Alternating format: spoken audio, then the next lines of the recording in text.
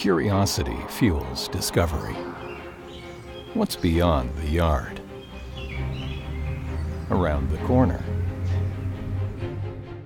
Across the border? Above the horizon?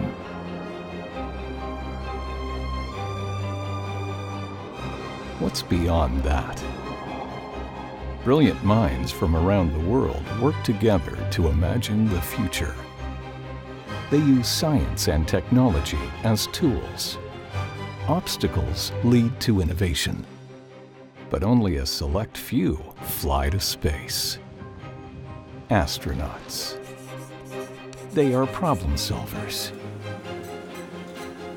scientists. They are dedicated, fearless. When their bodies want to quit, their spirit sends fire to their step. They are determined, resilient. Where is the finish line? There is none. Astronauts train hard and charge into the unknown. They will have to adapt, to experiment. I feel a lot of water on the back of my head. To survive. I experienced what it's like to be a goldfish in a fishbowl from the point of view of the goldfish. Do you have what it takes? It will take everything you've got.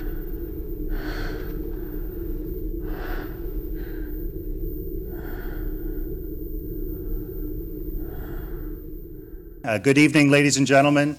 Good evening to those across the country as well that are tuning in today. My name is Chris Kitson. I'm the Director General of the Aviation and Space Museum. I'd like to thank you all for coming. I'd like to thank some of our partners and collaborators as well at the Canadian Space Agency, the National Research Council, a number of the industry collaborators as well that are here tonight, and of course our two special guests, Dr. Bob Thirsk and Lieutenant Colonel Jeremy Hansen.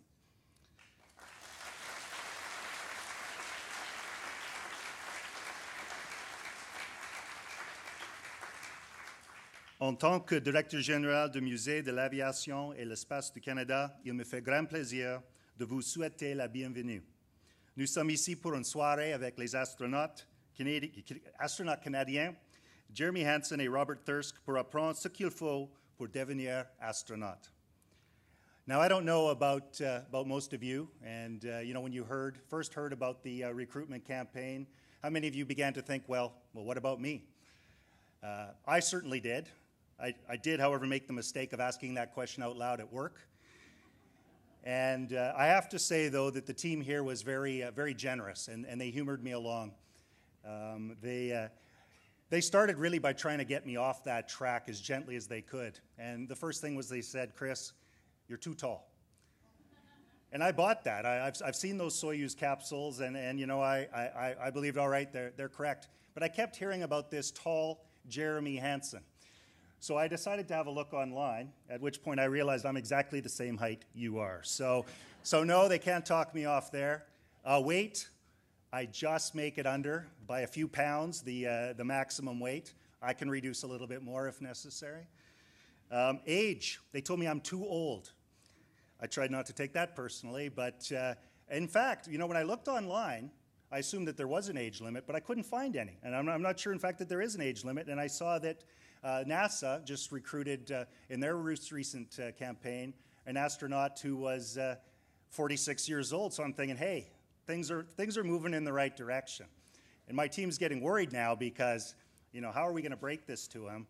They brought up education, and they kind of had me there. I don't think you send too many historians up into space. So, and they breathed a sigh of relief because, of course, the next thing they would really have had to say is, Chris, you're really not fit enough or smart enough to be an astronaut. So, and you know what? I do realize that, as a matter of fact. And one of the reasons I realize that is there's a group here tonight, a young group of students that have come to us. They're in a program for gifted learners from St. Brother Andre and the Ottawa Catholic School Board. Students from this program recently submitted 2 proposals to NASA, to fly a couple of their experiments up on a NASA rocket.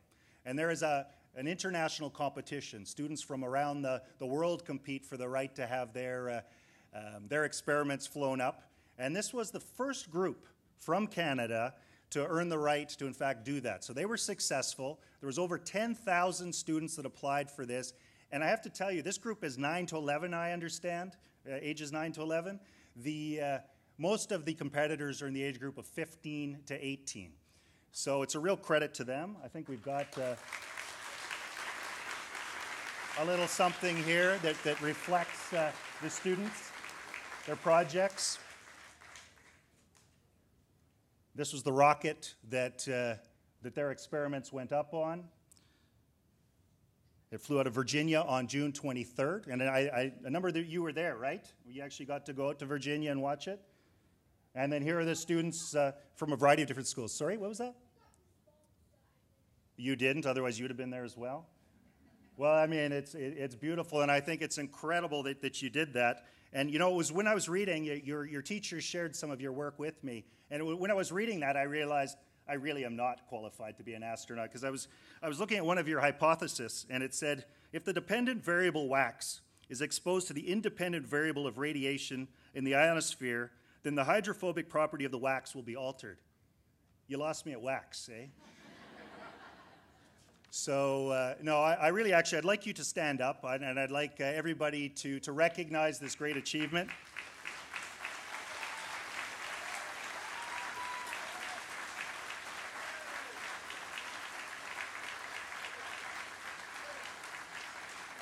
And I promise never to go on the show, Are You Smarter Than a Fifth Grader?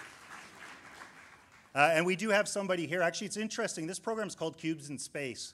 And in fact, what we're trying to do in Canada now is to move that program forward. I found out today, actually, my team has been working behind the scenes to work with some of the organizers, and one of the organizers is here tonight, Robert.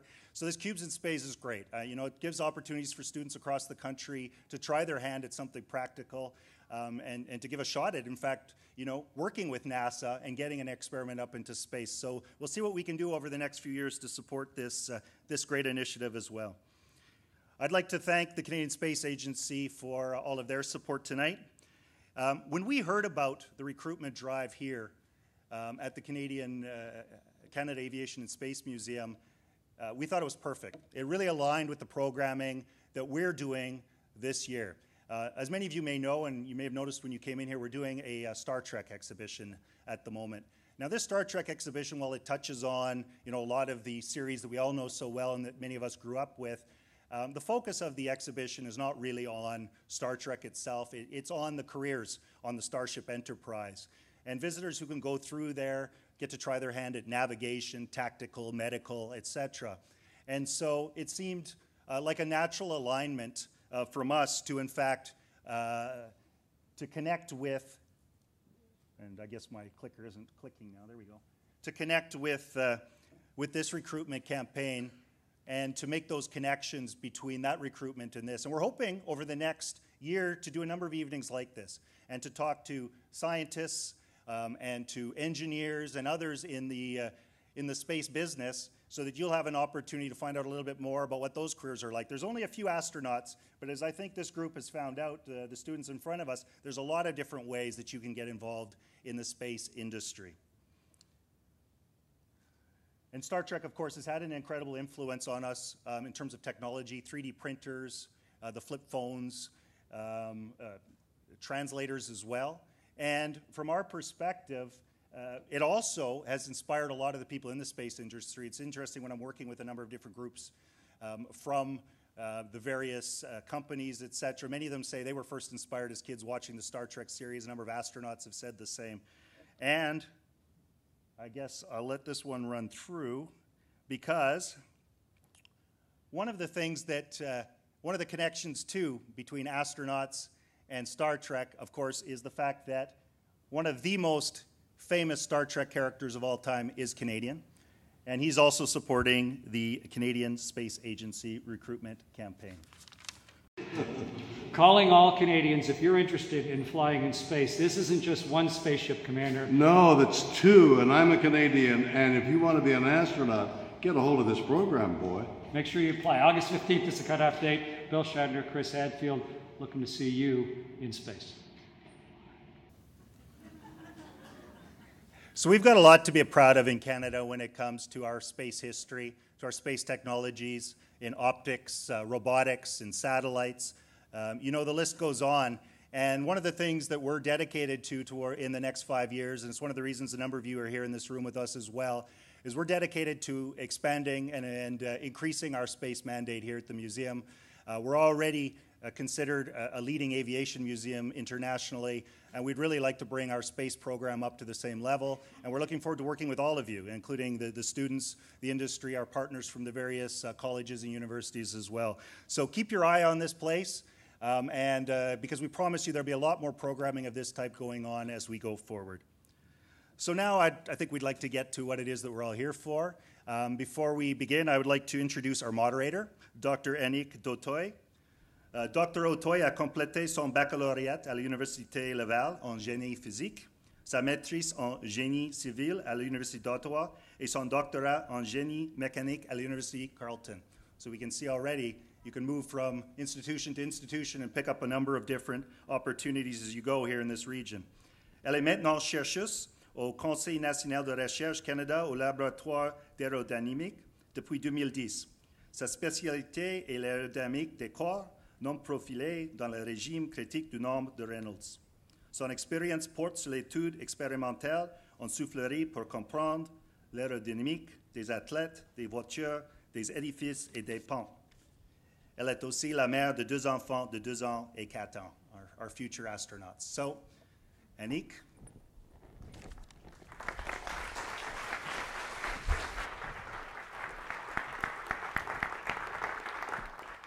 Thanks, Mr. Kitson. It is my pleasure tonight to be here to this special event. Tonight we have the chance to meet with 2 Canadian astronauts. And they are here to share their experience by discussing the different steps that they went through from the recruitment up to their training and mission to space. And throughout the event, we have people here at the museum, and we have also people online.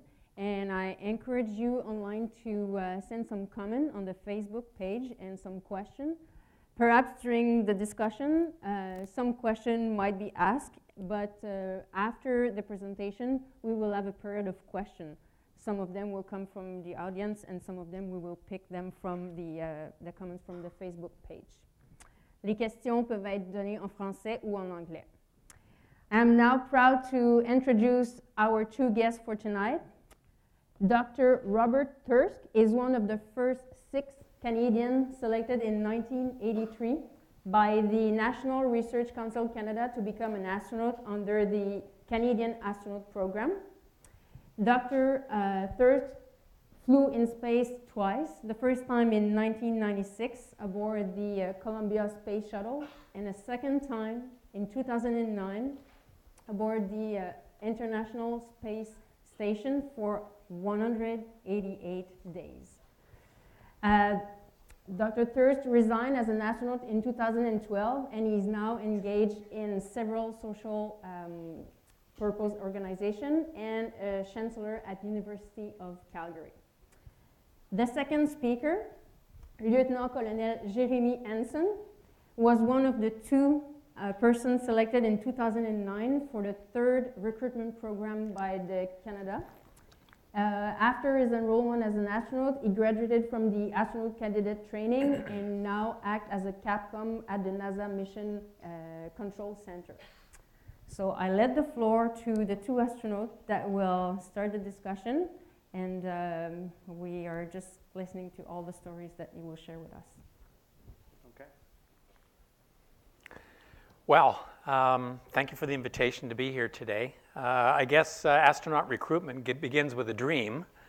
When I was in grade 3, and I'm guessing that some of the students here are probably in the grade 2, 3 age range, I was inspired by the early American program. If the audiovisual booth could put up slide number 32, that would be very helpful. I walked into my grade 3 classroom one day, and my teacher mentioned that a little bit later in the morning, the entire class was going to take part in a special historical event. And mid-morning, she turned on the classroom radio. We heard a broadcast about the John Glenn astronaut mission. He was talking to a group of people elsewhere in the world in a place called Mission Control. And that was the first day in my life I ever heard the word astronaut spoken, the first day in my life where I ever heard the word space spoken. And I decided if I ever had an opportunity, I'd sure like to be an astronaut and work in space. So it started at grade 3 for me. As I got older, I was inspired by the American Apollo moon landing program. I realized I was Canadian, and it was only Soviets and Americans that were flying in space. So that dream that I had in grade 3, it still stayed alive, but it got put back on the back part of my brain. Until one day, as Yannick mentioned, the National Research Council put out a call for astronauts, and that dream came to the front of my brain, and we'll talk about that the rest of this evening, what happened after that. But it all started with a dream. Yeah, I think what I'd share is I had a very similar story. I was just flipping through Encyclopedia A because I was fascinated with airplanes and had lots of airplanes, and Encyclopedia were the books we had before the internet. And I came across Armstrong, the article on Armstrong, and this picture, if it wasn't this picture, it was a very similar picture, was in there, and that really struck me. I thought, that's incredible. Humans walked on the moon and came back. And I never looked at the moon the same way. It's every time I look at it, I think people stood there. And that's an incredible example of the amazing things we can accomplish when we set big goals. I didn't necessarily think of it that way at the time. It was more like, that's just cool. But over time, it's evolved to be, for me, it represents what humanity can achieve when we set enormous goals and we work as a team to accomplish them. And so I never really let go of that dream. But I wanted to add to that is that not all of our colleagues have that kind of experience. Some of my friends that are astronauts never really gave it a lot of consideration until they heard the call for astronauts come, and they just thought, oh, that's weird. I actually am qualified to apply. I never really considered it possible. And then they started looking into it and realizing, wow, I have a lot of the attributes that they're looking for. I have this spirit of exploration, this spirit of adventure, and I like to be challenged. And I have a lot of depth and experience, and so they applied. So it's not always a long-term goal, as I've found out, but for a lot of us, we share a very similar story to Bob just shared. Yeah. I think earlier this evening we were chatting about what it takes to be an astronaut, and it certainly does take education and experience and a few other things that we'll talk about, but I also think it takes a lot of good fortune as well. I was fortunate. I had role models. My parents were role models who encouraged me to work hard at school, to pursue impossible dreams, and I had role models elsewhere out in the country as well. People who worked hard, excelled at what they did, but were also people that gave back to society as well. And I think that had an input on me as well. When I eventually did apply with 4,000 other people as well, there's a lot of people that were qualified to have become the first Canadian astronauts. So a lot of luck is involved as well. Yeah, I'd love to echo that too. I really felt at the end of the last recruitment process, certainly going through it, I did not feel like I would be chosen. And it wasn't a lack of confidence. I absolutely thought I could do the job. I thought I could do a great job of it. I just thought the statistics weren't in my favor. And the more I went through the process, the more I met the other candidates, I'm like, wow, there's a lot of Canadians who are equally qualified or even more qualified to do this job. And so I really felt at the end of it, if you took the exact 5,000 odd Canadians and put them in the exact same process again the following year, you'd probably end up with 2 different people chosen, because the reality is you're eliminating qualified people to get down to 2. And I've said often that if Canada needed hundreds of astronauts or 1,000 astronauts, of course we could find them. That's not a shocking statement. And so you're really just eliminating qualified people. And so the only way to get this job, which is a very cool job, both of us will attest to, is to apply, is to try. So the Canadian astronaut program has evolved over almost 30 years of history. Quiz question for you. If you're under 13 years of age, you're allowed to answer this question. Who was the first Canadian astronaut to fly in space? Not Chris Hadfield. Yes, ma'am. Oui, Marc Garneau. Il est le premier astronaute qui a volé en 1984. Et j'ai été l'astronaute de relève pour Marc Garneau. So Marc Garneau was the first Canadian astronaut to fly in space. And the recruitment campaign back in the early days was different, I think, that Jeremy's recruitment campaign, which is more recent. I'll just very briefly tell you what my recruitment campaign was like, and then Jeremy can give you the details of his recruitment campaign, which might be a little bit more up to date. But again, back in the dinosaur age, we didn't have internet. We had newspapers. So I was in a doctor's lounge one day. I opened up the newspaper in the lounge. I sat back, and there on the front page of the newspaper was this ad saying, astronauts wanted. Canada's beginning an astronaut program. These are the qualifications that we're looking for.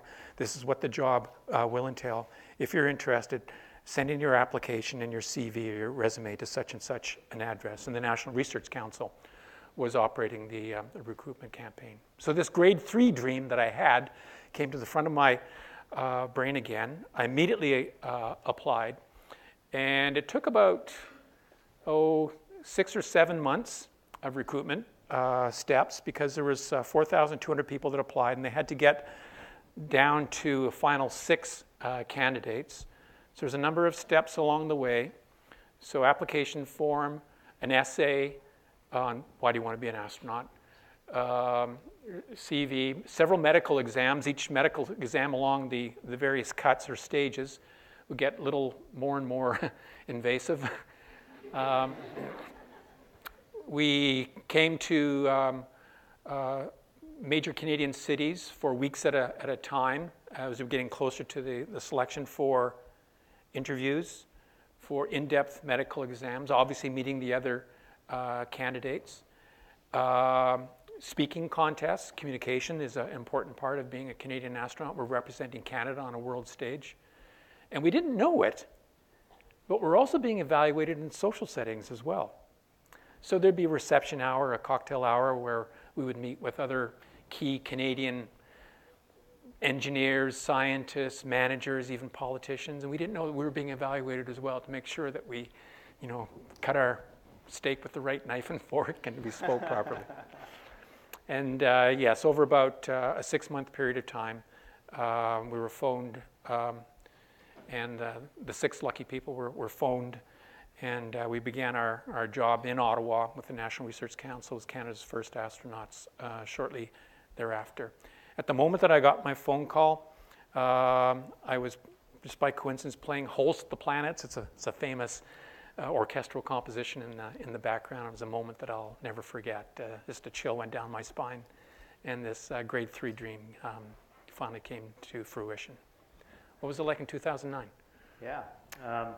A lot of similarities. I have to say, I don't think we were as naive as you were, Bob. I mean, we thought they had cameras in our hotel bedroom. We were on the other spectrum. I think we were all paranoid that we were being watched constantly, everything we did. But similar experience. It took a year, and I'll caveat my answer with, things will be somewhat similar, I suspect, in this recruitment, but not necessarily the same. But anyway. What we did was a year-long process, started with kind of paper process that's ongoing right now, similar to what's happening for the applicants who have already started to apply. And then we went through some medical testing in various places across. We went to a military flight surgeon, wherever the closest one was to where you lived. We did a video teleconference or video conference interview. I think when we were down to about somewhere around 80 or 100 candidates. I remember Dave Williams was on that panel. And I remember actually kind of a funny story. You prepare yourself for an interview process. You kind of think, hey, what are they going to ask me? What do I kind of prepare mentally some answers, of course. But Dave caught me completely off guard with one of the questions. He said, you're on the International Space Station and you're all suited up, ready to go outside on a spacewalk. And as you open up the hatch on the International Station for the airlock, it faces down toward the Earth. And so when you open that up, you just see the planet. out there. And he said, as you float out and you have the planet just before you on the ground, he's like, what do you say?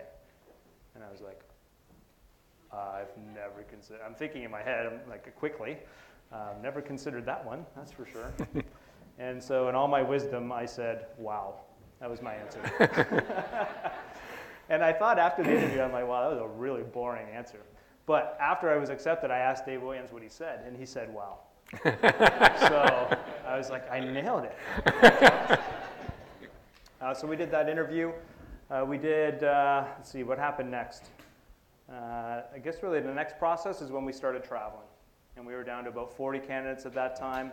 We went through a whole bunch of physical tests, swimming tests. Swimming is really important for astronauts. Being comfortable in the water. It's not like you have to be an athletic swimmer, but we train a lot in water. We use the benefits of the buoyancy to simulate microgravity. So when you're wearing a spacesuit to go on a spacewalk, that spacesuit is really tough to work in, and it weighs around 300 kilograms. And so, if you just wear it in 1G, you basically just fall over. You can't practice. So we use the buoyancy of water to train. But before you go in the suit in the pool, you'll go scuba diving in the pool to get familiar with the space station mock-up that's underwater. It's a full-scale mock-up of the space station in this enormous pool down at Johnson Space Center. We do water survival training because we don't have a picture of that, I don't think, but oh, good, these guys are keeping up with me. So.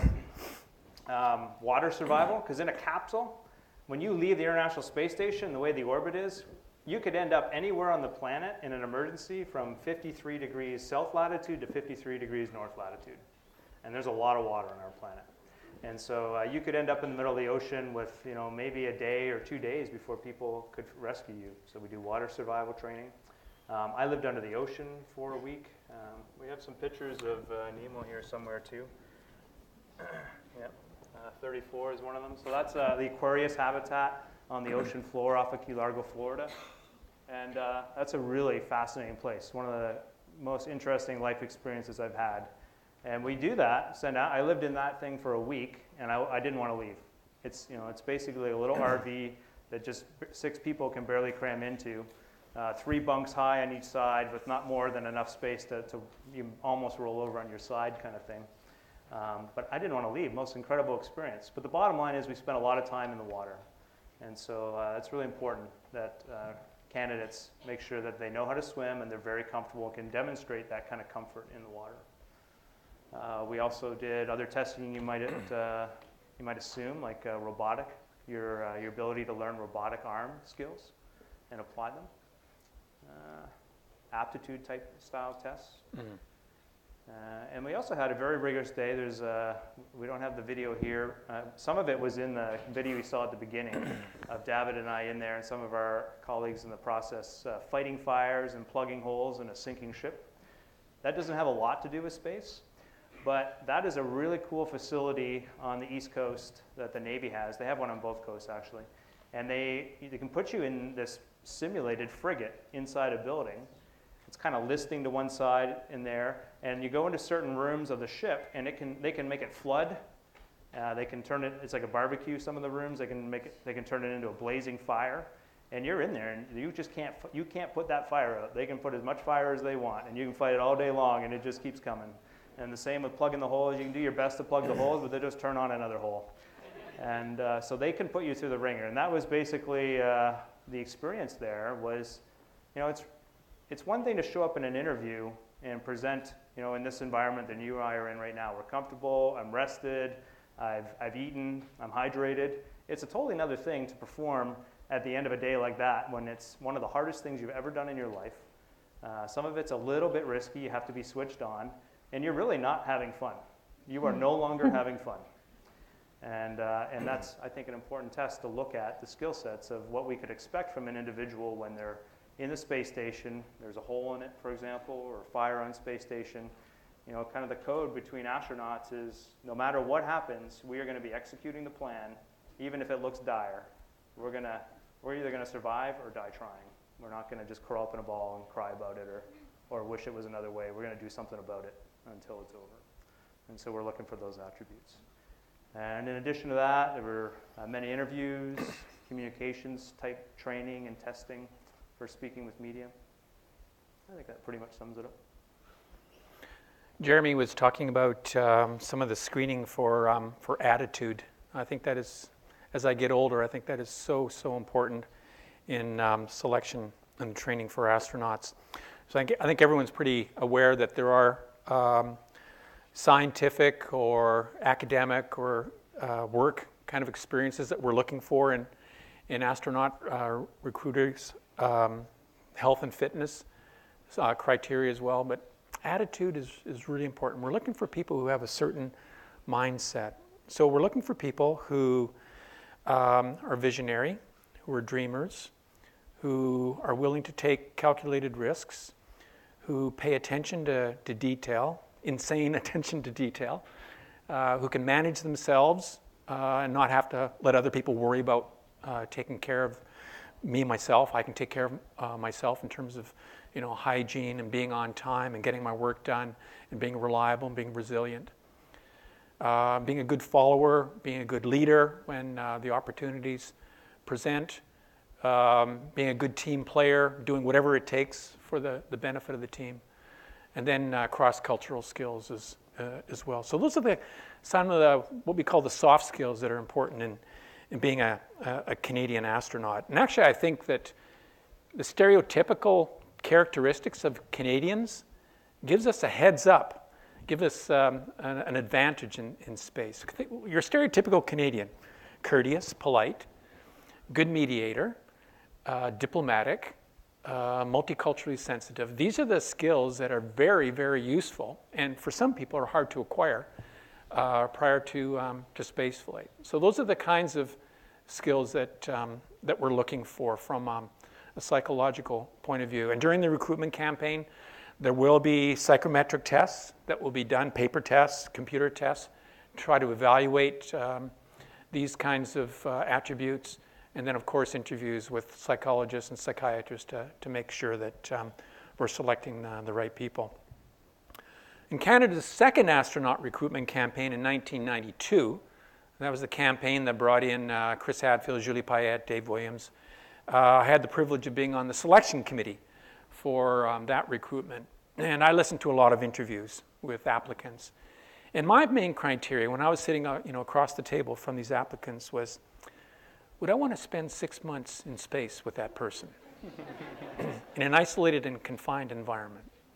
And I found that was a real useful way of approaching it. Or I'd think, could I depend on that person sitting across the table from me to save my life if we had a fire or if we had a depressurization aboard the space station?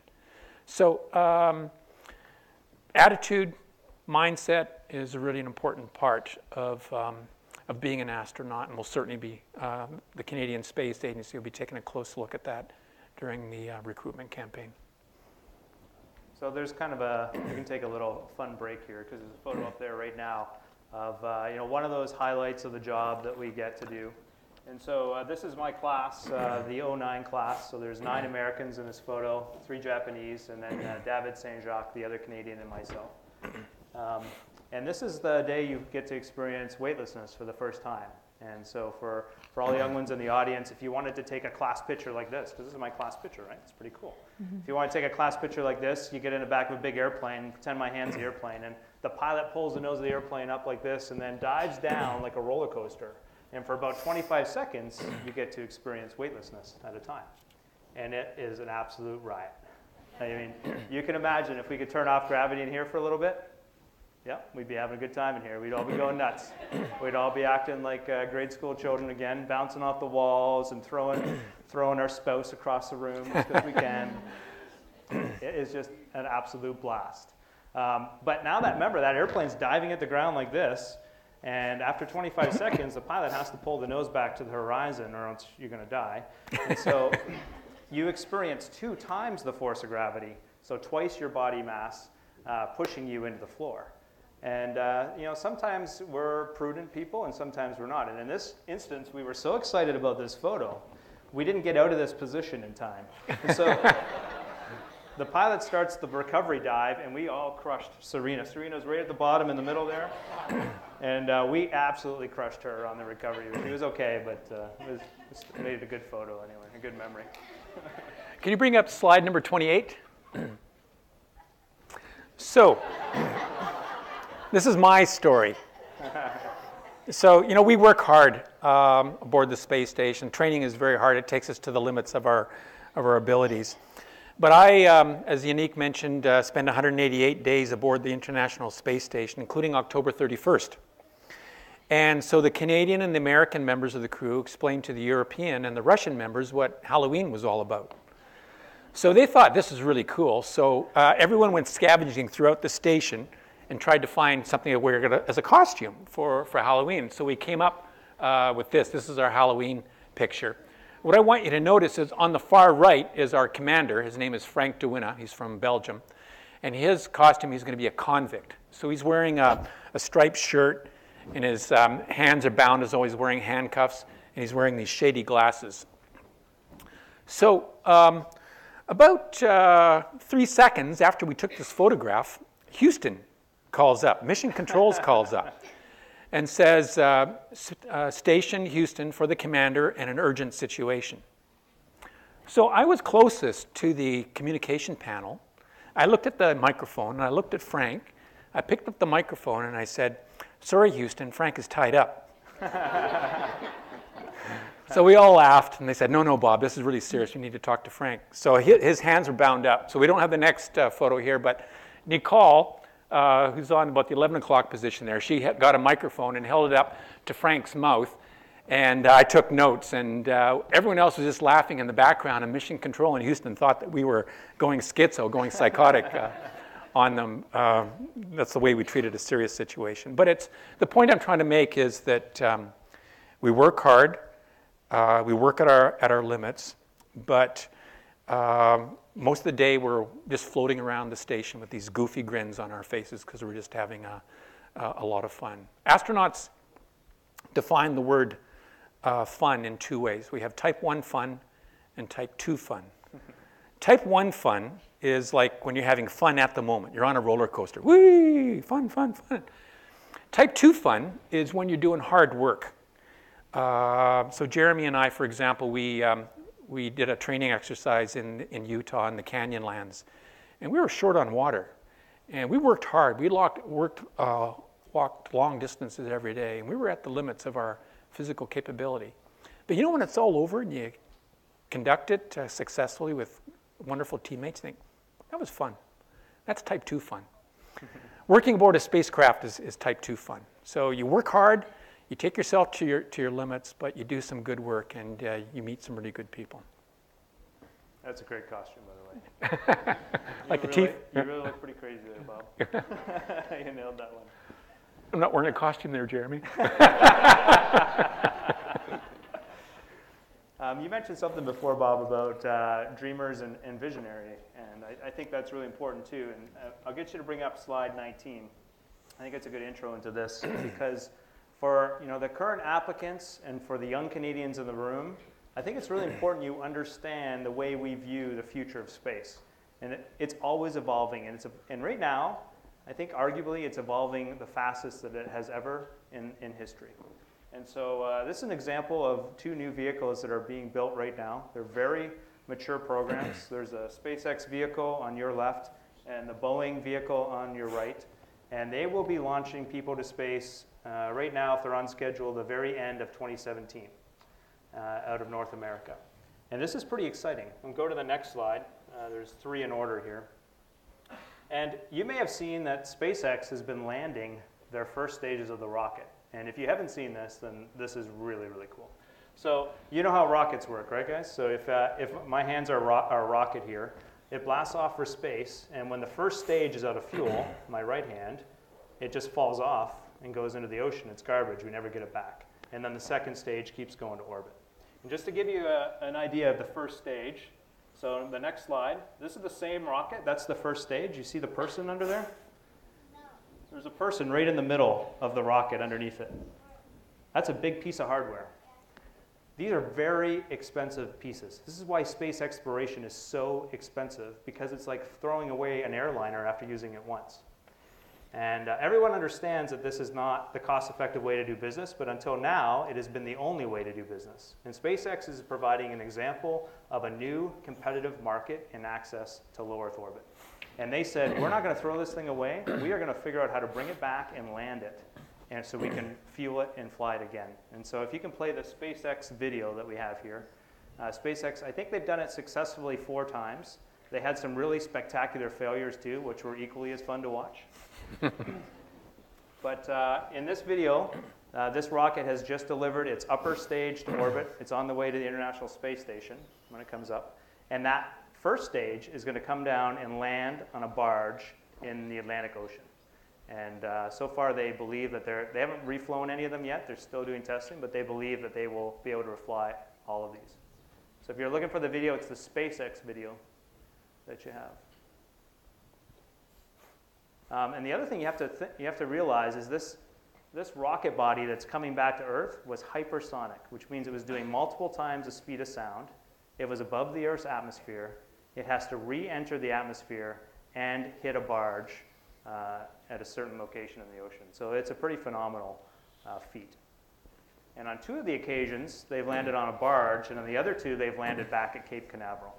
So that just depends on the orbit they're going to and the amount of fuel they have left, whether they can come back.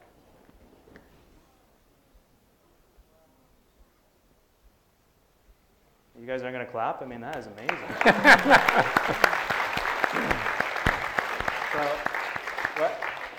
Jeremy, I'll get you to play that video again for us. Just start at the beginning and play it one more time, because it's worth watching twice. Is there somebody on the barge? No, no one on the barge. The barge is just, that boat is just holding its position based on GPS. And the rocket doesn't actually see the barge. It is just landing on a predetermined GPS location. So if the barge or the rocket get the wrong coordinates, they'll miss, obviously. So really, really incredible. But why do I say it's incredible? Because it suggests a huge shift in space exploration. They're talking about reducing the cost by 100 times of getting to space in the future. So if it costs that much less, are we going to do more stuff in space or less? More. We're going to do way more things in space. And that changes everything, especially for young Canadians. I think it's going to affect my career as an astronaut. Imagine the impact it's going to have on young Canadians today. You have to kind of have a vision of what's possible, not what's happening today, but we're going to need more scientists, more engineers, and more astronauts flying in space for Canada in the future. And I think that's really exciting. We will just keep going and have the question at the end, so just remember the question in your mind. Can you bring up slide number 17, please? So the Canadian Space Agency, as part of the recruitment process, will be screening candidates based on their health and fitness as well.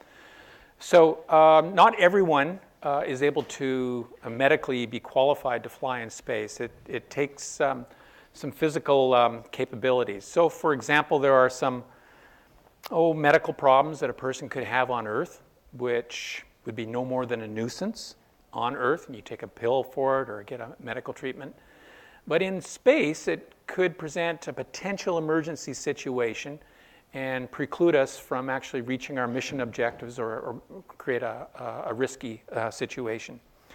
So unfortunately, some applicants will be screened out based on medical issues. So I'm talking about a history of kidney stones, history of epilepsy, diabetes, missing digits, for example, history of psychoses. On the other hand, there are some medical problems which you can actually fly in space with. In the old days, vision was a disqualifier. If your vision uncorrected was not 20/20 or 6x6, you would not be able to fly in space. That's no longer the case. Today, if your vision is correctable with eyeglasses or with contact lenses or even with LASIK surgery, you may fly in space today. If your blood pressure is controlled with medication, you may fly in space today. So health will be looked at. The other thing I wanted to mention is that state of fitness is important as well. No astronaut needs to be in Olympic athlete state of fitness, but we do need to be fit enough to undergo the training program and also to be able, in an off-nominal or a dangerous situation, to be able to exert strength to save our life and perhaps take an unconscious crew member with us if we have to bail out of a spacecraft or out of an aircraft as well. Another reason why health and fitness is important is because the weightless environment of space causes deconditioning of several of the organ systems in our bodies. You've probably heard about that already. The heart becomes weaker in space. The thickness of the muscle wall thins. It doesn't pump quite as vigorously as it does on Earth. Muscles atrophy and they lose strength with time spent in space, and bones actually lose calcium. All of what I just described, that is the body's adaptation to the weightless environment. It's totally correct. The difficulty is that you have to come back home to Earth at the end of the mission and be subjected to the stresses on your bones, on your muscles, on your heart afterwards as well. So we try to be as in top state of conditioning or fitness before flight, knowing that we're going to decondition with time that we spend in flight as well. So health and fitness is important. It will be an important qualification for the applicants applying for this recruitment campaign. And the other lesson, I guess, for our young people here as well is avoid whatever you can, bad habits that would cause harm to your body here on Earth. So addictions, drugs, cigarettes, and excess alcohol that would debilitate your body and ability to function in space. Bob, I think it'd be worth explaining what you're doing in that photo. Thank you. So, question for anyone who's under 13. You know what barbells are? We're going to see them in a couple weeks when we watch the Rio Olympics. Would barbells work in space? No, why not? Why wouldn't barbells work in space? Yeah. Yes, it's no gravity, or it's as though there's no gravity. And a barbell, 400 kilogram barbell, I could pick up and move around with my pinky in space. So barbells would not work in space. Nevertheless, the kinds of exercises that we would get in a conventional gym at home using barbells help us against some of these muscle and bone problems that I just mentioned a minute ago. So for example, if we could come up with a device that allows us to do squats, to do shoulder presses, to do chest presses, to do deadlifts, to do arm curls, to do tricep curls, to do heel lifts, it'd be very, very valuable. So we've invented a machine called ARED. ARED is an acronym, Advanced Resistive Exercise Device. And basically you can think of it as a weightless barbell. Instead of working against gravity, which we don't have the benefit of in orbit, we actually do, but we're working in a weightless environment. We're working against pistons working in a vacuum cylinder instead. So you can see that I'm holding in my hand a bar. It looks like I think I'm doing a squat, in fact. So I'm moving up and down in this direction. There's no up and down in space. So that's one exercise that I'd be doing in space in order to maintain my muscle fitness. We also have a couple of other aerobic machines in space as well. We have a stationary bike we work out on every day. Funny thing is, you don't need a seat on a stationary bike in space. And then we also have a treadmill as well. When we're on the treadmill, I don't have a photo of it here, I'm sorry, but we have a harness around our shoulders and around our waist to hold us down to the tread so that our feet can run on the tread. But even more important than that, we'd load up that harness with a force equivalent to that of our body weight. So I weigh about 75 kilograms. I would load up the harness with a force equivalent to my body weight so that my spine, so that my hips and my knees can feel that force that I'm actually feeling right now on Earth. I can't do that all day in space because I have to float around and do other work. But for 45 minutes or so in space every day, my body can see Earth-like loads. I thought if you can pull up that flying video, we could watch that. I was going to address that one quickly. Because I've had a lot of questions. People ask me, well, you have to be a pilot to be an astronaut, and that's not the case. But once you are hired as an astronaut, we are going to use aviation as a way to prepare you to go to space. So previous flying experience is not required, but the ability to learn to fly is going to be required.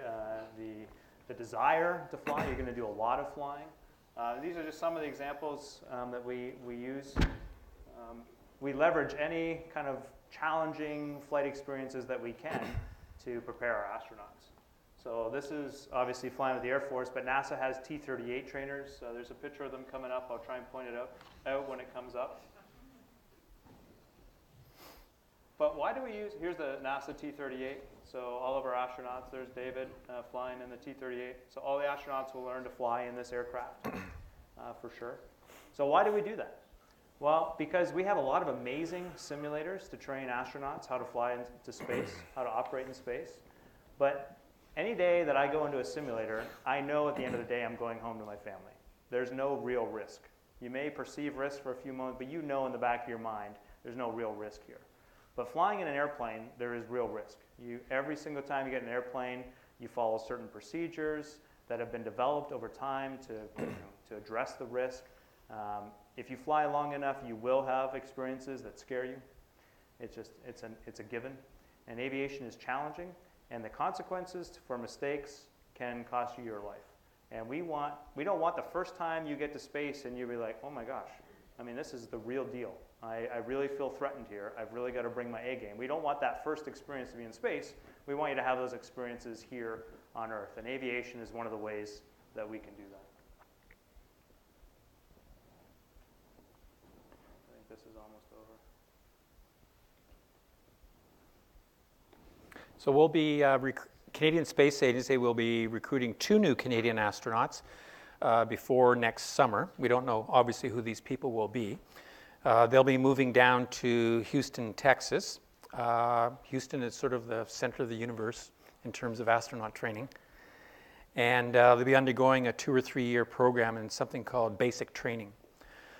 So it doesn't matter whether you're coming in as a pilot or a scientist or a medical doctor or an engineer. The 2 or 3 years of basic training takes everyone, no matter what their background is, up to a common level of skills and knowledge, just basic astronaut skills. So an engineer is going to learn how to fly an airplane. A scientist is going to learn how to perform robotics.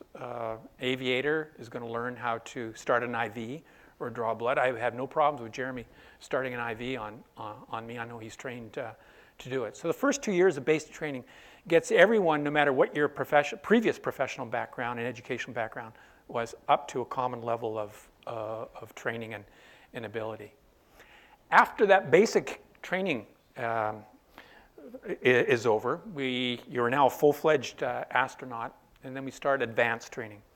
Advanced training takes you into areas in great depth, such as doing rendezvous and docking skills, doing robotics.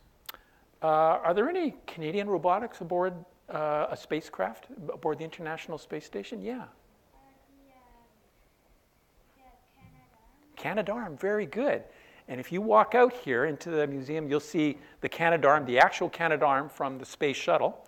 And then aboard the International Space Station, we have the Canadarm2, which is even bigger and stronger and smarter than the Canadarm, and a couple of other robotics aboard the space station as well. And other elements of advanced training would include EVA or spacewalking training as well. Getting up to this very high level of proficiency in some of these skill areas. Being an astronaut is very skill-oriented, very operationally oriented. And then you wait until you're called into the chief astronaut's office, or you receive a phone call and asked if you'd like to fly on a space mission. And that period of time could be 1 year, or it could be 10 years. It just depends on a number of things. What do astronauts do when we're actually not flying in space? Well, we support the space program. So we always keep training, refresher training to keep up our rendezvous, keep up our robotics, keep up our spacewalking, keep up our piloting, keeping up our repair skills. But also we support the space program by reviewing new procedures, new hardware that we intend to fly in space, working in mission control and speaking on the microphone to the astronauts who are actually on orbit at that moment and helping them troubleshoot some of the issues that they're having. So astronauts on the ground are either training to maintain their skills or enhance their skills or to support astronauts who are already in flight. I was going to ask if you could bring up slide number 9. And this is our good friend Julie Payette. And Julie is actually doing a training session here at a robotic workstation in Montreal, training on enhancing her proficiency operating the Canadarm2. We spend hundreds of hours in simulators rehearsing good days on orbit. We spend thousands of hours in simulators rehearsing bad days on orbit. Sometimes when a situation comes up, a bad situation comes up in space on a spacecraft, you don't have hours to sit and discuss the issue with mission control. Sometimes you have to act right away. So working in these kinds of simulators helps us to maintain our proficiency. We love Julie. She's probably one of the best robotic operators that the International Astronaut Program has ever seen. So an hour is a long time to sit there, right, on the ground. Why don't we take a 15-second break and you guys can stand up and shake it out a little bit. Anik, do we have questions you want to take, or you want us to keep going? Oh yes, we have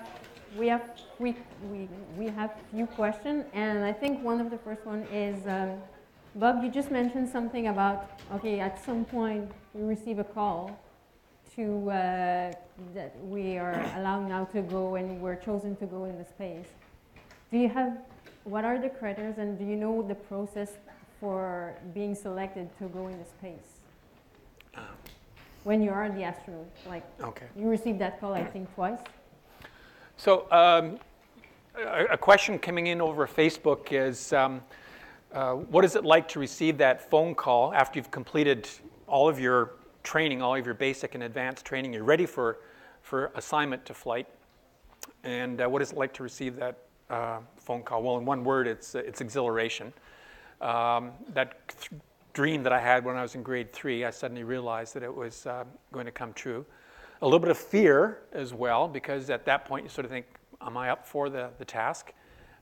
It's daunting. As I mentioned, the big thing about the astronaut career is that it's downright fun. It's downright fun. But it really challenges us mentally, physically, emotionally as well. So you always sort of think, boy, I sure hope I got what it takes. But the teammates that you fly with always can help you with that as well. What are the criteria that put together crew? How do they decide who gets the phone call? Well, I think in the old days, I'm talking about 25, 30 years ago, they actually had psychologists and psychiatrists involved to blend together the characteristics that are required in a crew, make sure that the psychological profile, the scientific, the technical competencies are all represented there today. We do that less so today. I think that's still a part of the consideration of putting together a crew. But we also know that politics and your nationality plays a role as well. The training is so good. The basic training, the advanced training, the survival training, the leadership training, the teamwork training is so good that I would be delighted to fly with any of the other astronaut trainees that I've ever worked with. And so I'd be very, I have 100% confidence in the training program, where the training program took me in it, where the training program took any crewmate that I would fly with. Thank you for the answer. And a question about everything that we hear tonight. An astronaut needs to perform on demand, and for your training and when you're on mission. So how does it work? Have you been sick once and you were not able to deliver the performance that you wanted to? Does it happen sometimes that an astronaut is sick?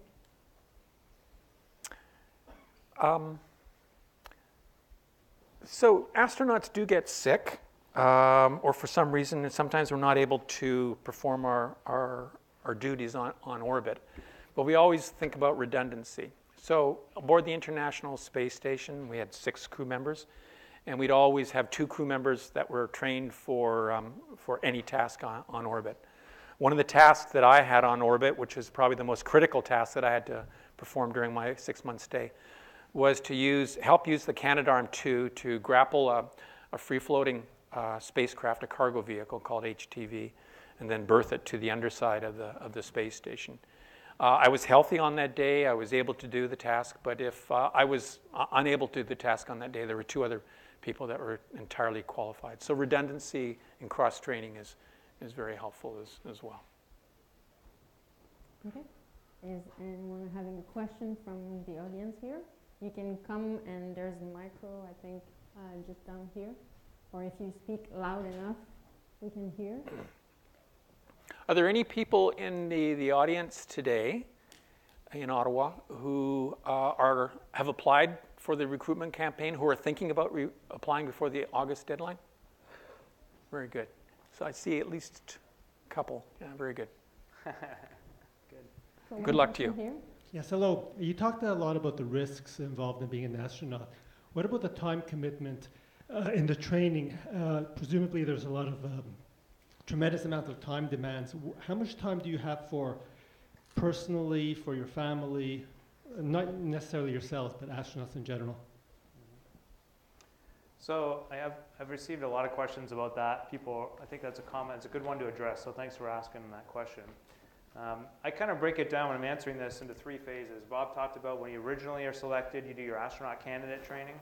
So there, I found that was, we were busy, but it was more of an 8 to 5 schedule for the most part.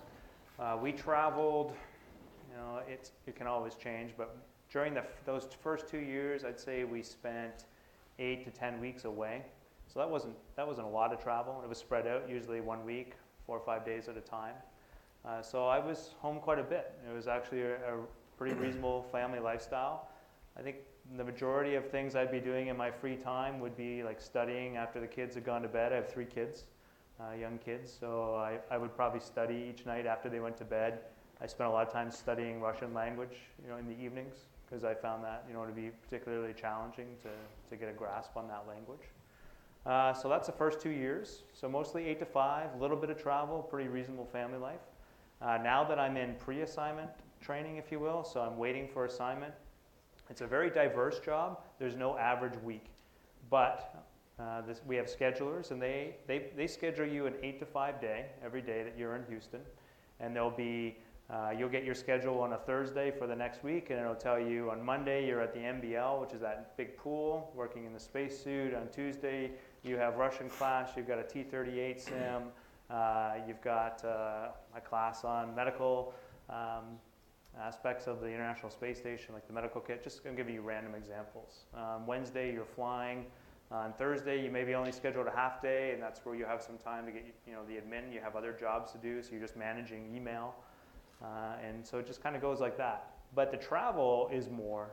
I'm definitely gone a week a month, usually in Canada. So either doing outreach like we're doing tonight, somewhere across Canada, or I still fly with the Royal Canadian Air Force about 4 weeks a year. Or I'm on some crazy adventure somewhere, which is awesome. So I've spent numerous weeks in the Canadian Arctic on geology expeditions, highlights of my training for sure. I lived under the ocean, I told you about that. I went on a caving expedition. There's a video you could play, a caving video if you want to see that. It's another example. So I'm probably gone a week a month on average, and then once in a while a little bit more. So probably something like 14, 15 weeks a year I'm away from home. But I have found it to be pretty manageable because we forecast the travel. So I know usually a month or 2 or 3 months in advance when I'm going somewhere. And my wife and I can kind of make a plan that works for the family. So it's pretty reasonable. And then there's a sign. And Bob, you probably could describe that the best. Yes. Once you know that Canada is a member of the International Space Station program, there are 5 partner space agencies. So besides Canada, also NASA, the United States, the Russian Space Agency, Japan, and Europe, which means that once you get assigned as an astronaut to be a crew member on a specific expedition, you start training in all of these countries that I just mentioned. So we live in Houston, so I'd say 50% of our time once we're assigned is in Houston, but the other 50% of our time we're in Star City, which is near Moscow, Cologne, Germany, Tsukuba, Japan, or Montreal on training. So that takes us away from home. It's a stressor. I missed some birthday parties, When the hot water heater broke and flooded our bedroom, I wasn't at home to help out. When the kids came home with an interim report card that wasn't great, I wasn't there to help out. So that is a stressor. For the two potential applicants, make sure that you talk to your significant other as well. There are risks associated with spaceflight. We have lost some crews in the past before. We will lose crews again in the future. So make sure that you had that discussion before you've sent in the application form. That's important. You don't want it to be a stressor during the midst of your training. So again, I've said this a couple of times. Being an astronaut is the best job that I could ever dream of having for a person with my interests and my abilities. But there are sacrifices to make. I'm probably not as quick a learner as Jeremy is, and the night before a simulation, I'd be in the books that night, and I wouldn't be interacting with the family because my head would be in the book prepping for the next morning's simulation. I struggle with Russian language training, so I'd have to spend a few extra hours studying. That's time away from the family. So you do have to be focused to be an astronaut. You do have to be persistent. You do have to be determined. The sacrifices are sometimes taken up by the other members of the family. And I would add that I don't have any other hobbies anymore besides kids. But I don't feel a need for them. I mean, my hobby is my job. I have a lot of really fascinating experiences as part of my job. And so the limited amount of time I have, I do work after hours because so I think it's just in our makeup. We're interested in what we're doing, and that is kind of our hobby. And so I don't feel overburdened or stressed out by it. And I still feel that there's time for family, but it's a stressor on the family for sure. But I know a lot of jobs that are in a very similar situation. It's not just astronauts. I mean, there are a lot of jobs. I mean, my military brothers and sisters, I say, have a worse. It was worse for my family when I was before this job, when I was just in the Air Force. It was harder on the family then. Thanks for the complete answer. I think it really helps to put things in perspective with the pros and cons, but I think in general you're very happy with the job that you have. So other questions from the audience are welcome, and we will start with the kids. The yellow shirt, just right here, please stand up.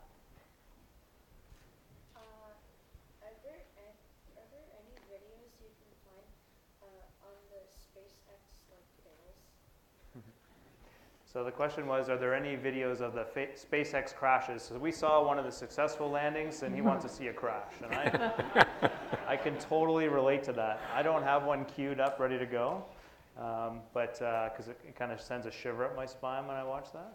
But no, I'm just kidding. But you can find them if you ask your parents. If they can search for SpaceX rocket landing, they'll find some crashes that you can watch. Mm-hmm. But just remember, there was nobody on those rockets. Nobody there. Nobody was hurt. Okay, and you? Yeah, you can stand.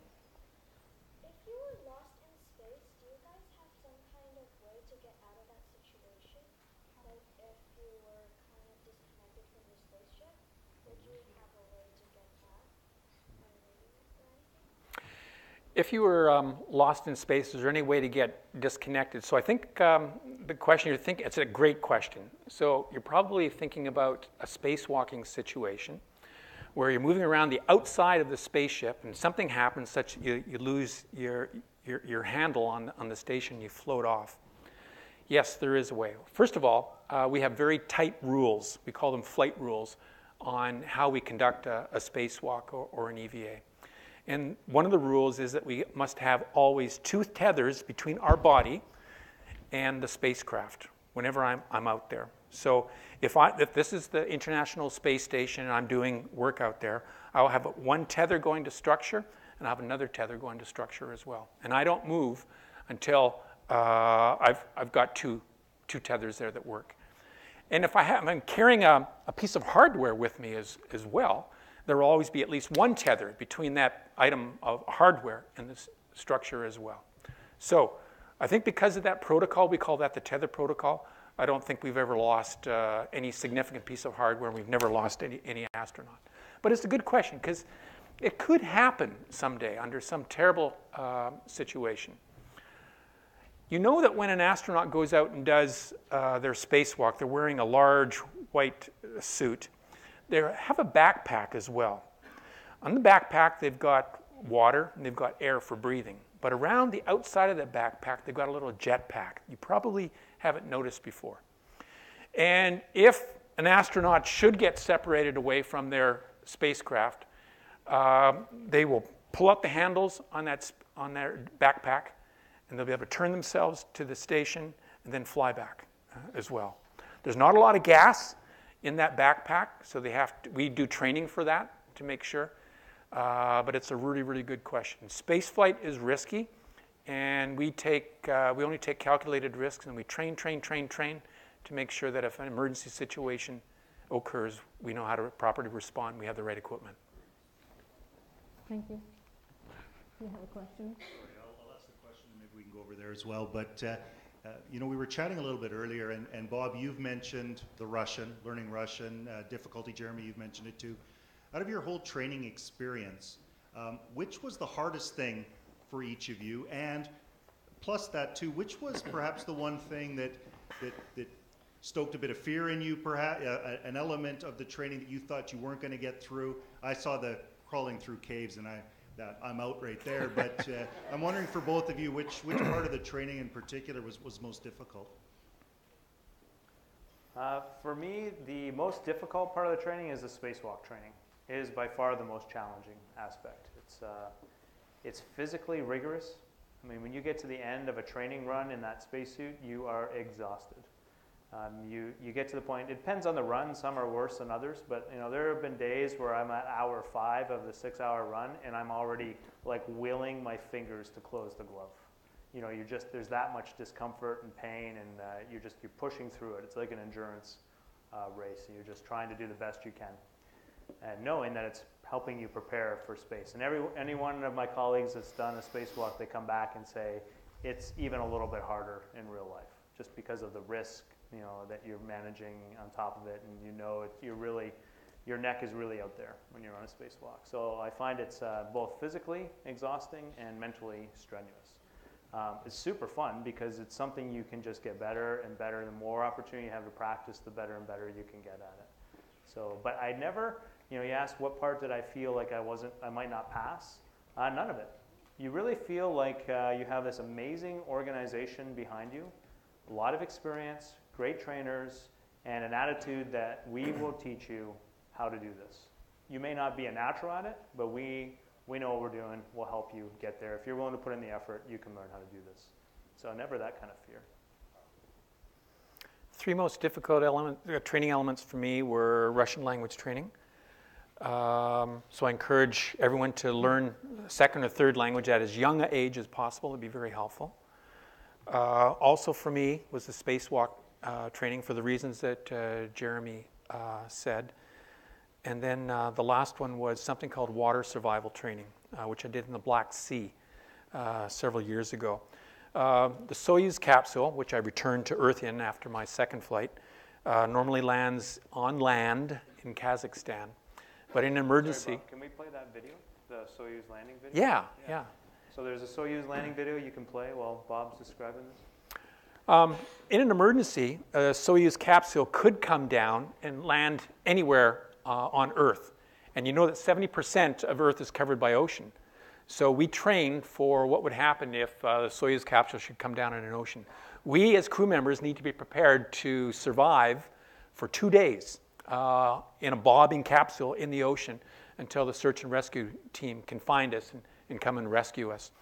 I did that exercise twice. My 3 crewmates and I failed it the first time. Let me narrate this first of all. So I have landed. This is out in Kazakhstan in December of 2009. This is the search and rescue team. This is our Soyuz capsule. And it's the only part of the 3-part Soyuz vehicle which survives the re-entry heat. And as I mentioned, because of all the deconditioning of our bodies, heart, the muscles, the bones. I felt like a limp rag at the end of re-entry. Coming back home in a Soyuz capsule through the Earth's atmosphere is like going over Niagara Falls in a barrel. It's very like a barrel that's on fire. And I did my best to try to get out of my seat, but I just couldn't do it. I needed some help from the search and rescue team to get me out. But imagine this kind of deconditioning and landing on an ocean, and the 3 crew members would have to survive for 2 days in the ocean following that. So that was a tough exercise. So the third element that was difficult for me was water survival training in the Black Sea in Russia. Again, I didn't feel like I was never going to fail. We just did it again a second time. Wonderful crewmates, wonderful training support that got us through it. Astronaut training takes you to your limits. It's a fantastic job.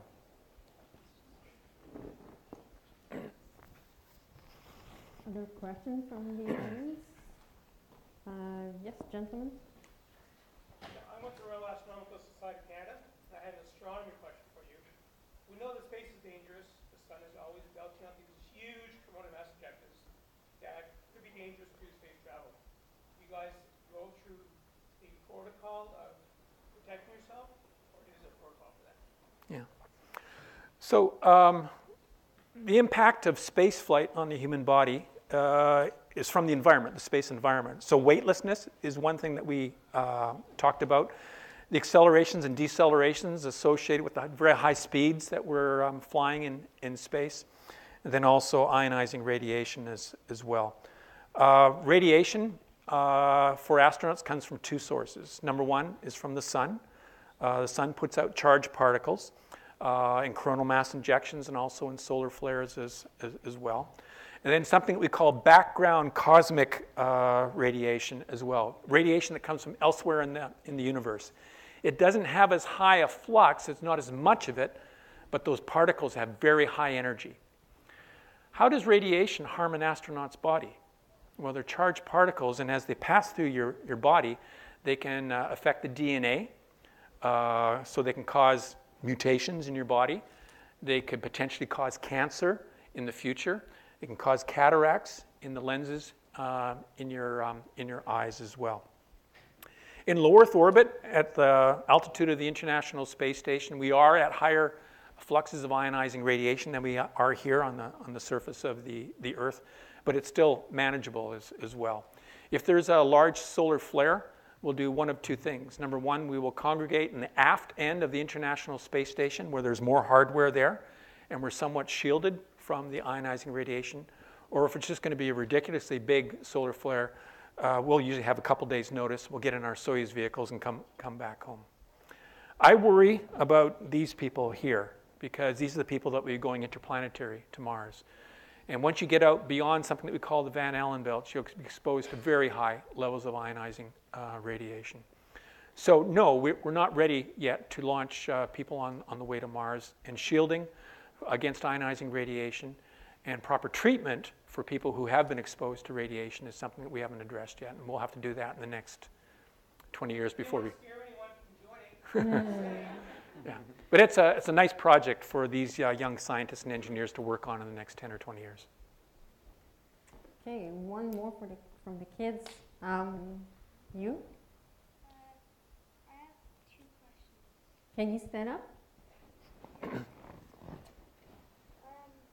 What are your favorite and least favorite parts about space travel, and what are the scariest parts about space travel? Can you just repeat the question just to make sure that people online will understand? So what are your favorite and least favorite parts about space travel, and what's the scariest part of space travel?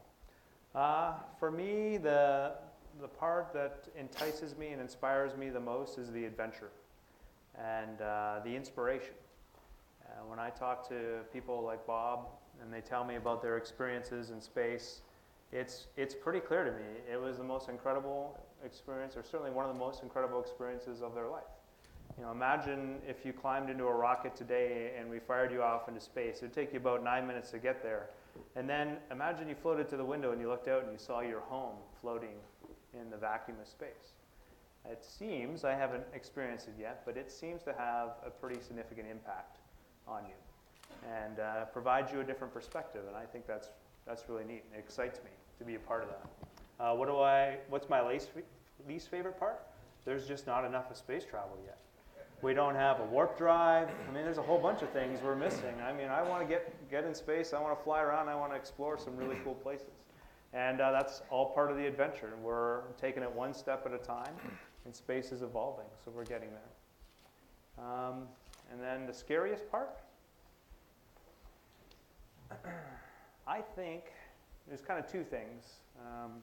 I think the day before you launch, I'd be interested to know if I'm right, if Bob experienced this, but I kind of imagine the day before I launch is going to be a scary day because you're going to be very contemplative. It means you're really going to be thinking about what's going to happen.